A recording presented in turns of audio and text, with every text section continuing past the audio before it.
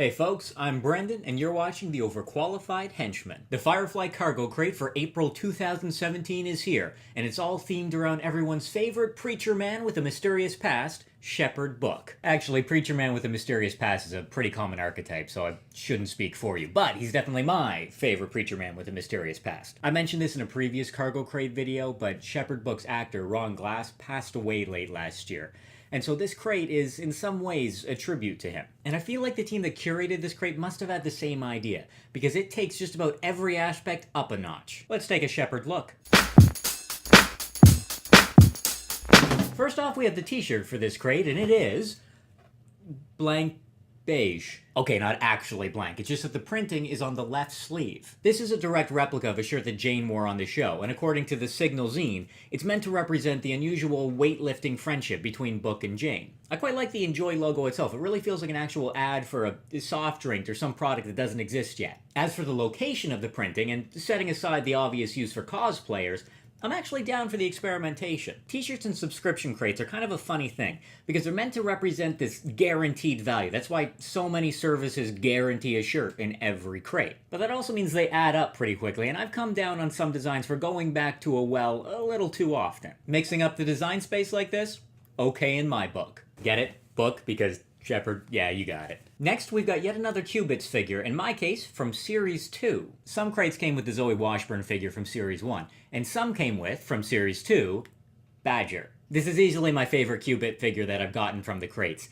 Something about Badger's design, I think it's probably the hat, just works better in this style than the others. Beyond that, there isn't a lot to say here. The Cubit figures don't have any articulation, the display stand is removable if you care. This does strengthen my feeling that we might get a full Badger-themed crate someday. He's just one of the most recognizable of the recurring supporting characters. Now, fans of the show, and let's be honest, if you're watching this video, that's probably you, will recall that when Shepherd Book first ran into Kaylee on Persephone, he was leaving from Southdown Abbey, which is the subject of this crate's travel sticker. Now, this sticker's interesting for a couple of reasons, because the very first cargo crate themed around Kaylee already gave us a Persephone travel sticker. That makes this the first time that we've doubled up on a planet and instead focused on a specific location. There's also a weird sort of sticker on a sticker aspect to the design, which calls out the Abbey as the home to the famous Shepherd's strawberry pie. The in-joke here is that Book paid for his passage on Serenity in part with fresh strawberries grown at the Abbey.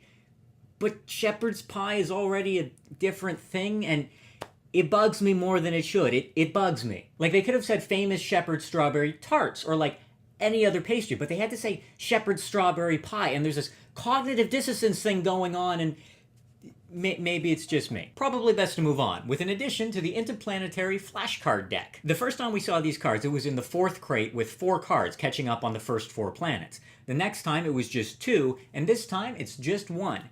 Haven. Adding these cards one at a time in each crate for each planet probably makes more sense for new subscribers. But what's also interesting is that this is the first time that the flashcard hasn't matched up with the travel sticker. Remember, Southdown Abbey is on Persephone, but Haven is the planet where we find Shepherd Book in the Serenity movie. Since we already got a Persephone flashcard, Haven's a good choice for the Shepherd Book crate. Okay, so far, pretty clever t-shirt design, an okay Cubit, and some interesting stuff with the sticker and flashcard, but I did say this crate kicked it up a notch, right? Here's part of what I'm talking about. A Firefly pocket watch. We've got a metal case with a metal chain and the appropriate fastener, and a design that features a Firefly transport in flight. But more importantly, this is a working pocket watch. It has a great weathered look and nice attention to detail, like the animals of the Chinese zodiac around the clock face. The spring-loaded mechanism for opening it feels solid, but I haven't found any good way to open it up to replace the battery, so whatever's in there, that's what we get. Overall, this is a great prop, whether you're thinking about it for cosplay,